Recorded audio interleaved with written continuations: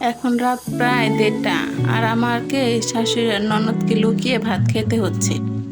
প্রচণ্ড ক্ষুধা লেগেছে, এখন আর না খেয়ে শুয়ে থাকতে পারলাম না। এখন প্রায় আমার শাশুড়ি, ননদ এবং বাড়ির সবাই প্রায় ঘুমিয়ে আছে। তাই সবাইকে লুকিয়ে এত রাতে ঢেঁড়স ভাজি করে ভাত খেলাম। একটু থেকে কিছু হলে আমার শাশুড়ি বলে, আজকে তোর ভাত খাওয়া বন্ধ। যেখানে ভরসা তার স্বামী, তার প্রতি ভরসা করে একটা মেয়ে তার শ্বশুর বাড়িতে আসে, যেখানে যদি তার স্বামী তার পাশে না থাকে, স্বামী যদি নরম হয়, তাহলে তো স্ত্রী অবহেলিত হবেই। এখানে শাশুড়ি তো তাকে ছোট বড় কথা শোনাবেই।